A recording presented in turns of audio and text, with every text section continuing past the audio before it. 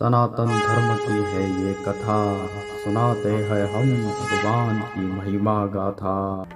नमस्कार मित्रों, भगवान की महिमा गाथा चैनल में आपका स्वागत है। अभी तक आपने चैनल को सब्सक्राइब नहीं किया है तो जल्द ही कर लीजिए। एक बार सनत कुमार जी ने व्यास जी से कहा, ब्राह्मण, पूर्व काल में रावण नामक सुप्रसिद्ध राक्षस हो चुका है जो 3 लोकों के लिए कंटक था। भगवान विष्णु ने श्री रामचंद्र जी का अवतार धारण करके उसे लंका में मार गिराया। दुष्ट रावण का वध करके जनक नंदिनी सीता को साथ ले वे वानर और भालुओं के सहित अपनी नगरी अयोध्या को लौटे।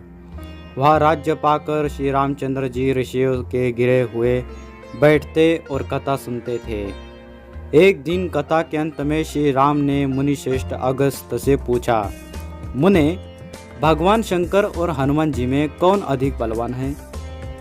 तब मुनीश्वर अगस्त जी ने दशरथ नंदन श्री राम से कहा, प्रभु, युद्ध और शौर्य में जैसे भगवान महेश्वर की कहीं उपमा नहीं है, उसी प्रकार वायुनंदन हनुमान जी को भी समझना चाहिए।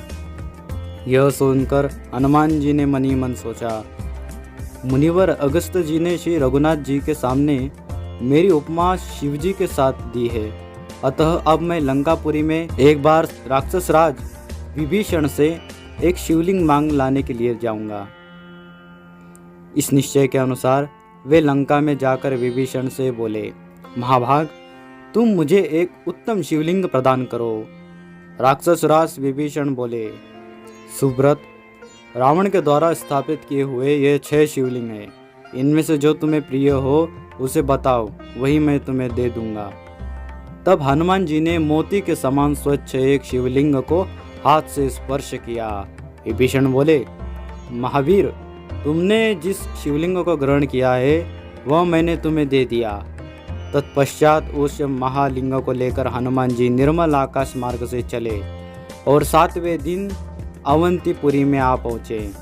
वहाँ रुद्र सरोवर के तट पर उसे स्थापित करके उन्होंने सरोवर में स्नान किया और महाकाल जी की पूजा के लिए जाने का विचार किया।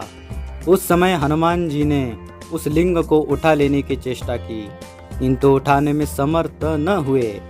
तब वह स्थित हुए महादेव जी ने प्रत्यक्ष दर्शन दे वायुनंदन हनुमान से कहा, हनुमान, तुम इस क्षेत्र में अपने नाम से मेरी स्थापना करके पूजन करो। यह शिवलिंग संसार में हनुमतकेश्वर के नाम से प्रसिद्ध होगा। तब हनुमान जी ने पर्वत के समान ऊंचे उस शिवलिंग को वही स्थापित कर दिया। जो मनुष्य शनिवार को हनुमतकेश्वर शिव का दर्शन करता है उसे शत्रु का भय नहीं होता और वह संसार में विजय पाता है। इस प्रकार मैंने आपको हनुमान जी ने स्थापित किए हुए शिवलिंग के बारे में बताया। आप इस शिवलिंग के दर्शन कीजिए और कमेंट में हर हर महादेव अवश्य लिख दीजिएगा।